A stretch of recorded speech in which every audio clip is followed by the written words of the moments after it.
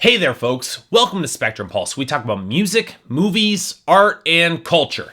And today we're going to be talking about the debut album from the band Temples, titled Sun Structures. Now, it's common practice in today's age of ubiquitous marketing that whenever there's a new movie coming out, the actors in that film pull double duty and appear on the talk show circuit in order to promote the film, whether it be great or whether it be a piece of crap. And at this point, I'm honestly bewildered why anyone in the audience would buy into that sort of promotion. Not only is it blatantly direct marketing, most of the actors involved seem to be exasperated to be doing it and seem actively resentful of this form of promotion. I mean, sure, the actors have a stake in the film, but why the hell should anyone buy into their assertions that the movie is worth seeing instead of hearing it from, I don't know, the critical press? But okay.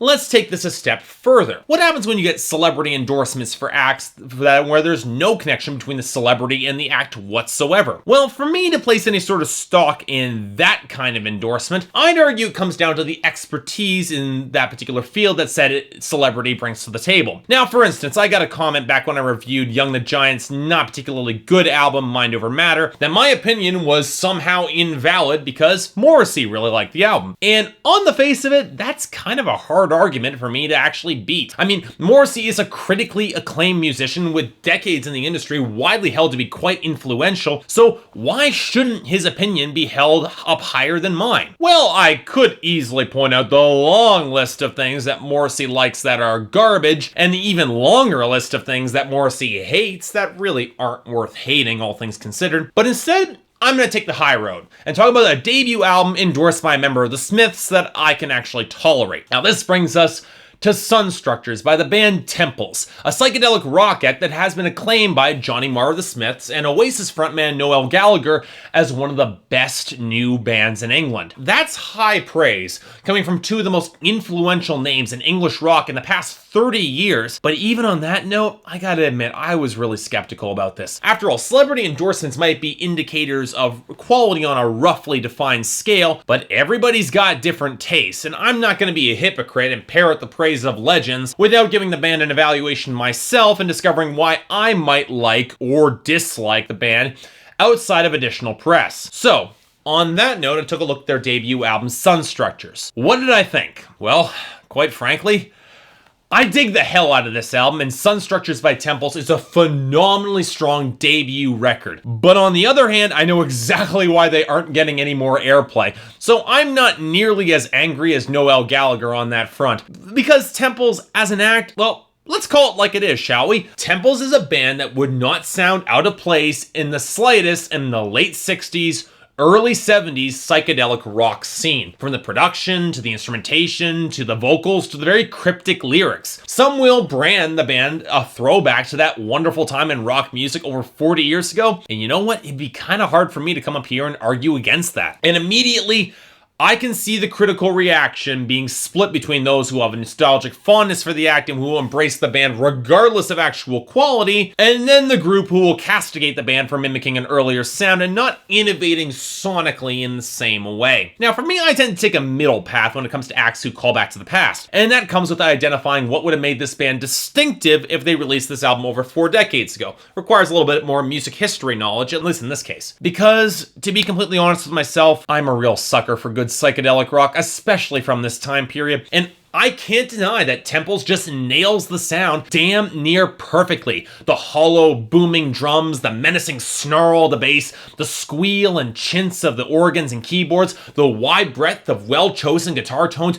all contributing to a thick swell of sound. Even the vocals from James Edward Bagshaw have the reedy, willowy quality reminiscent of Sgt. Pepper's era Beatles, and the raw production adds cohesion and texture with real pomp and circumstance, driving heaviness that has momentum and yet remains understated. Of course, this does mean that the vocals aren't as prominent as I would like in the mix, but you know what, that's always been a minor annoyance with this particular genre, and I'm willing to mostly look past it. And that's because there are big elements that makes Temples stand out above just being a nostalgia act. And the first becomes apparent very quickly. For a psychedelic rock act, there's very little bloat on this album. The thing that puts Temples above psychedelic rock acts from the era like, say, Iron Butterfly is that Temples doesn't really indulge in the histrionics, the aimless solos, and the pretentious nonsense that tends to clog up even the good music in this genre. There's a real tightness and calculated control to the melody lines that you just don't see very often in this particular genre, and it lends the music a phenomenal pop sensibility. A lot of people are making the Beatles comparison. You know what? I can see it. Indeed, the tracks that are weakest on this record are those that are a little bit flabbier and not as well controlled. Songs like Move With the Season and Sand Dance. And even though they have some great memorable melody lines that still make them good songs that don't have the need to wallow in reverb, they still suffer a little bit in comparison with some of the other tracks. And while the album is definitely grandiose, the tightness extends to the instrumentation, not bothering with any orchestral digressions or any element that would make them sound, well, overblown or pretentious. Now, this is intentional, and it leads directly into a discussion of lyrics and themes. Now, I have to admit, at some points, lyrics in psychedelic rock, they either stop mattering or they stop making sense entirely. And on this record, I will admit right out of the gate that the lyrics are the least essential element. But if I were to hazard a guess based on the lyrics that I could make out, the album's biggest theme is focused on self-control, and not just in life, but in music as well. Keeping a firm grip on your environment and not succumbing to wild excess and wild emotion. Sun Structures might initially reveal itself as just another upbeat hippie record in the vein of Edward Sharpe and Magnetic Zeros, at least when it comes to the first few melodies, but it very quickly goes above and beyond that and reveals a lot of darkness and cynicism underneath, especially when it comes to Temples' own place in the psychedelic rock genre. I get the feeling they're very well aware that they're playing in a genre that is both out of date and either became stagnant or imploded or devolved into pandering, cheesy nonsense in its decline. And you can tell that the band has a focus on not letting either situation happen to them. Songs like Sun Structures, Keep in the Dark, Mesmerize, Colors in Life, and especially Test of Time focus on legacy and Temples' place with it with respect to psychedelic rock. And while it is calculated, to be sure, there's a swagger and confidence to this record that lends it some organic presence to back up the pomp, almost in the vein of early Arctic Monkeys. And then they take a step further with A Question Isn't Answered and The Guesser, both phenomenally good songs, by the way, both loaded with sharp assertions of power that target aimless vacillation and meaningless pop philosophy that goes nowhere, neither of which the band has much patience for when it defies logic and common sense. And all this leads to an album that really ends up being a lot darker and more calculated than most psychedelic rock tends to be. Most of it tends to be fairly scattershot and widely experimental, which lends it some of its organic charm, but the band here manages to walk the tightrope, keep the sound organic, and the balance does manage to come together.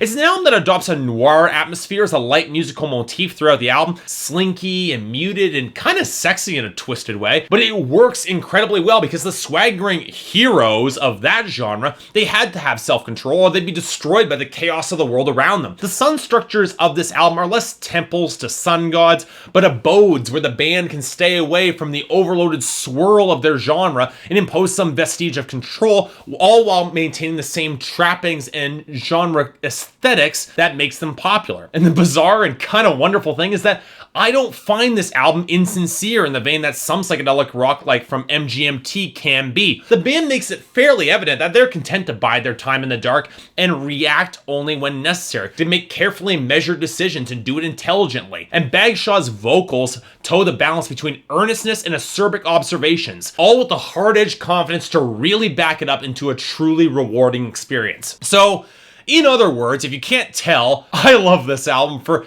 actually many of the same reasons that I love Right Thoughts, Right Words, Right Action by Franz Ferdinand. Yes, it's in a genre and discussing thematic elements that I agree with completely and really quite like, but it does so in a way that I find cohesive, engaging, incredibly catchy, and brilliantly executed. And considering that Temples pulled this off on a debut album with a ton of flair and controlling a genre known for, well, none of the latter, it makes the album all the more engaging and the future for this band all the more exciting. You know what? For this record, 9 out of 10, and I definitely recommend this album. If you're a fan of psychedelic rock in any form whatsoever, and you're hunting for an album that takes the glorious acid-fused earnestness of the past and fuses it with a pitch-black intellect and control of the darker edges of alternative and indie rock, this record, it's definitely for you. And even if you're not looking for that very specific record, get this album anyway and support Temples as much as you can because this band is worth it. After all, I might understand why they're not exactly charting, but that doesn't mean I have to like it. But then again,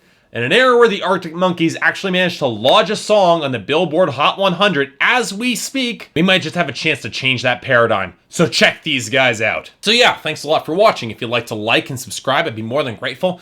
If there's any other albums coming out this year that you'd like me to take a look at, I'd be more than happy to take a listen. Or if there's anything I might be able to do to improve my presentation, I'm more than happy to hear it. So toss a message in the comments. I'm always willing to take a read. Until then, see you next time.